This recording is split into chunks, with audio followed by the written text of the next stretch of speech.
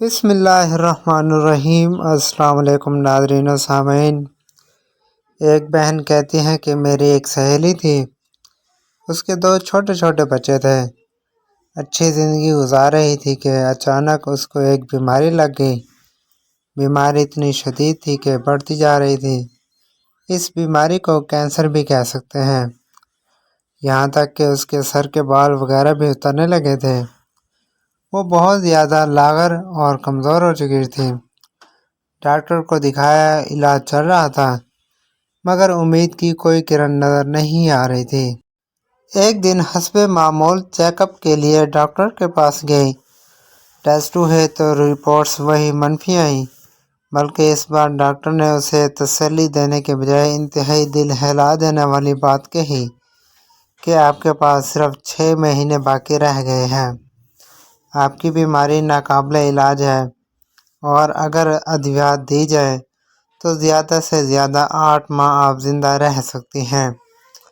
یہ سن کر وہ سکتے میں آ گئی اور اتنا روئی کہ اس کے آنسو تھمنے کا نام نہیں لے رہے تھے۔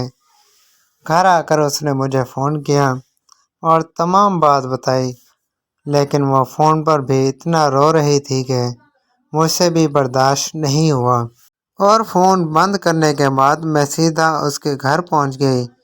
وہ مستقل اپنے معصوم بچوں کو دیکھ کر رو رہی تھی۔ میں نے اسے بہت تسلی دی۔ پھر روتے ہوئے اس نے مجھ سے پوچھا کہ کبھی تم پر کوئی مشکل وقت آیا ہو تو تم نے کیا کیا؟ میں نے اس سے فوراً کہا کہ تم درود شریف پڑھو۔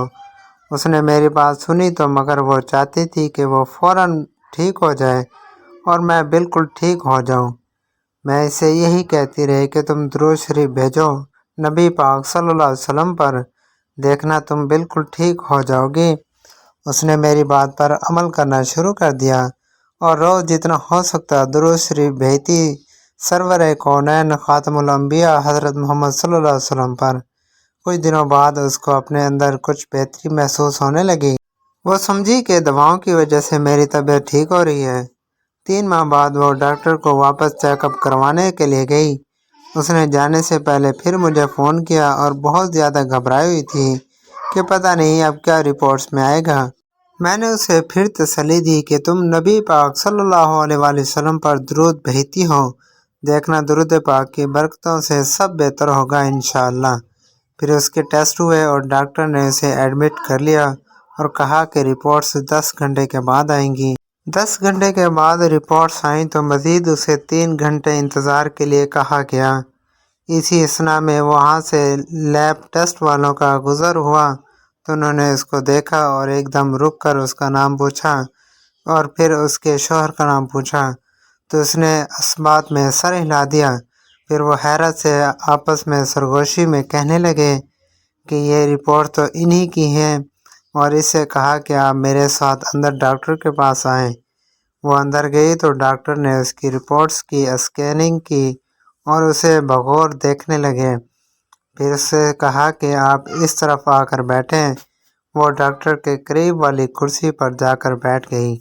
ڈاکٹر بہت غور سے اور حیرت زدہ ہو کر کبھی اس کو دیکھتا اور کبھی اس کی رپورٹس کو۔ پھر ڈاکٹر نے پوچھا کہ آپ کہیں اور سے بھی علاج کروا رہی ہیں کیا؟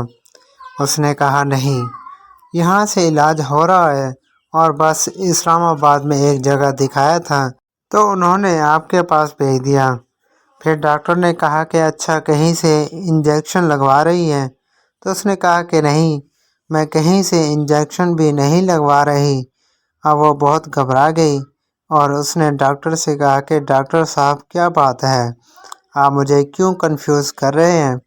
تو ڈاکٹر نے کہا کہ میں آپ کی پرانی رپورٹس دیکھ رہا ہوں جس پر آپ کو 6 سے 8 ماہ تک کا ٹائم دیا ہوا ہے اور اس پر آپ کے دستخط بھی ہیں۔ اس نے کہا جی مجھے معلوم ہے۔ پھر ڈاکٹر نے کہا کہ اب میں آپ کی نئی رپورٹس دیکھ رہا ہوں جس میں ہر چیز پازیٹیو آ رہی ہے، یعنی کہ اس بیماری کا کوئی وجود ہی نہیں ہے آپ میں۔ وہ کہتی ہے کہ میں نے اس وقت کچھ نہیں دیکھا کہ میں ڈاکٹر کے پاس بیٹھی ہوں یا ہاسپٹل میں بیٹھی ہوں۔